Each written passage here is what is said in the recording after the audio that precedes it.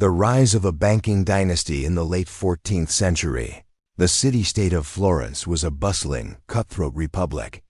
Officially, it was a democracy, but real power lay with the wealthy merchant families who controlled the great guilds and vied for control of the government, the Signoria.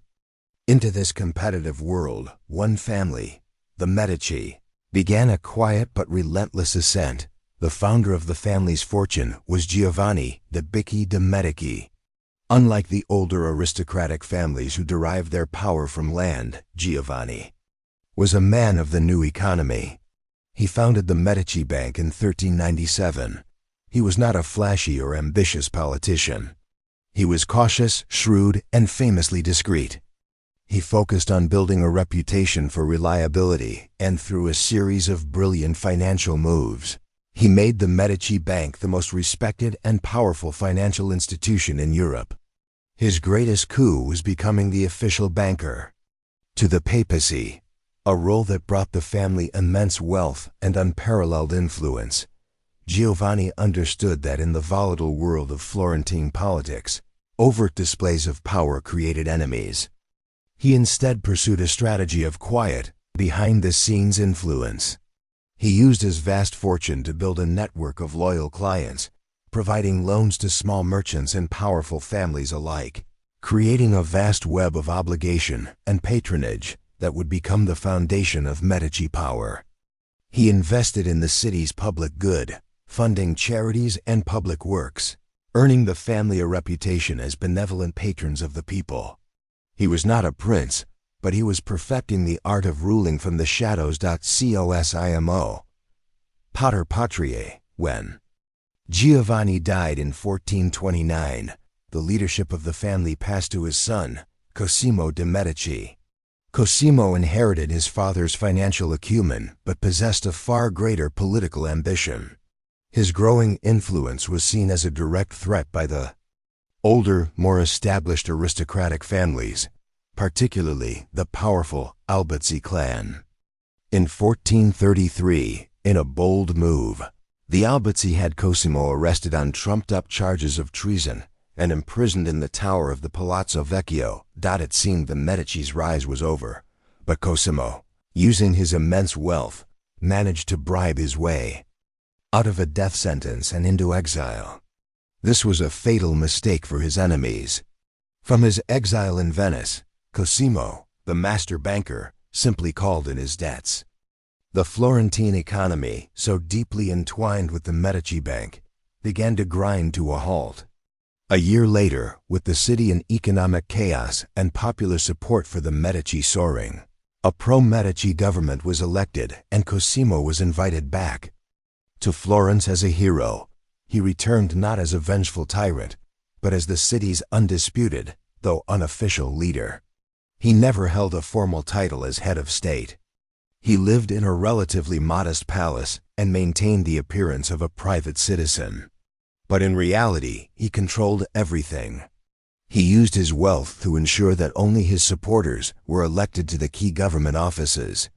He was a master of a political system based on patronage, personal loyalty, and strategic alliances. He ruled Florence for 30 years, bringing an unprecedented period of peace and stability. Upon his death, the grateful city bestowed upon him the title Pater Patriae, Father of the Fatherland. The birth of the Renaissance Cosimo de' Medici did more than just rule Florence.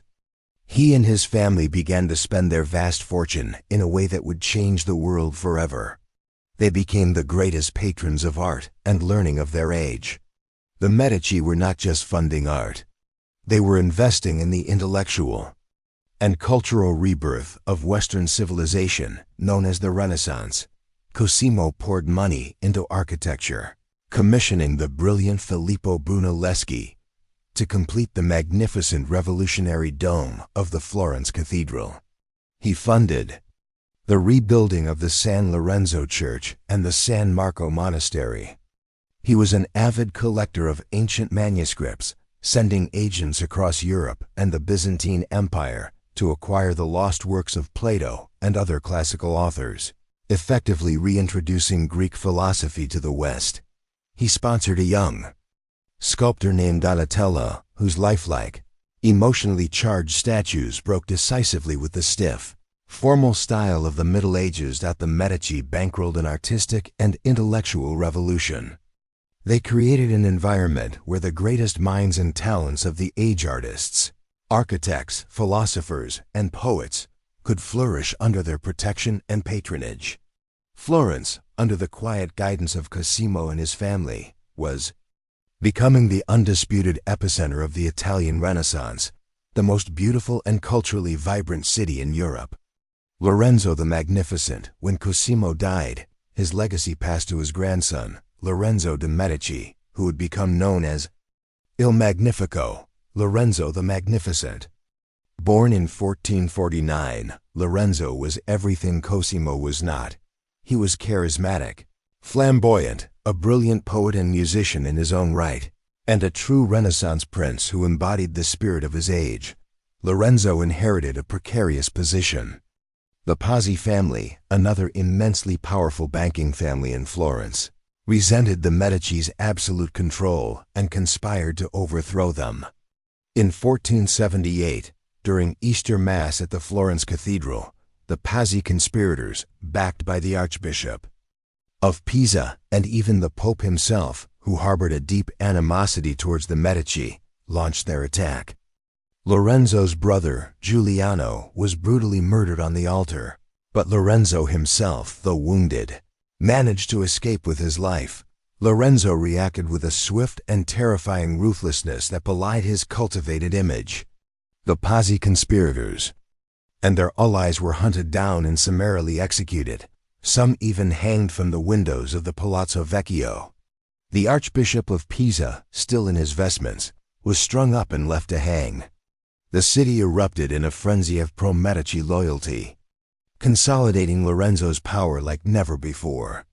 The Pope, Sixtus IV, furious at the execution of an archbishop, excommunicated Lorenzo in Florence and launched a war against the city. In a move of audacious diplomatic genius, Lorenzo personally traveled alone to Naples, an enemy city, and successfully negotiated a separate peace, effectively ending the war and isolating the Pope. He returned to Florence a hero, the undisputed master of the city, and the architect of its newfound peace. The golden age of Florence under Lorenzo the Magnificent. Florence reached the absolute zenith of its cultural and artistic glory. He not only continued his grandfather's legacy of patronage, but elevated it to an entirely new level. His court became a magnet for the greatest artistic and intellectual talents of the age. He was the patron of the brilliant painter Sandro Botticelli, commissioning iconic works like The Birth of Venus and Primavera, which celebrated classical themes with a new vibrancy and sensuality. He fostered the genius of the young Michelangelo, bringing him into his own household as a protégé and nurturing his early talents. He encouraged poets, philosophers, and humanists, hosting lively intellectual discussions at his villa. The Florentine Academy, dedicated to the study of Plato, flourished under his support. Lorenzo was not just an art collector. He understood that beauty, knowledge, and genius were reflections of the city's and his family's glory. His generosity extended beyond the purely artistic. He continued to ensure civic harmony through a subtle system of patronage, maintaining the facade of the Republic while controlling its every move. He was the living embodiment of the Renaissance ideal, a statesman, a scholar, a poet, and a generous patron, all rolled into one. Florence, under Lorenzo, was truly the envy of the world. The fall of the Republic. Lorenzo's death in 1492, at the age of 43, marked a turning point, not just for the Medici but for Florence itself. He had been the needle in the compass, the man who had held the delicate balance of Florentine politics and Italian power together. His eldest son, Piero the Unfortunate, lacked his father's charisma, political acumen, and ruthlessness. Within 2 years of Lorenzo's death, the fragile peace of Italy was shattered. King Charles VIII of France invaded Italy, intent on conquering Naples.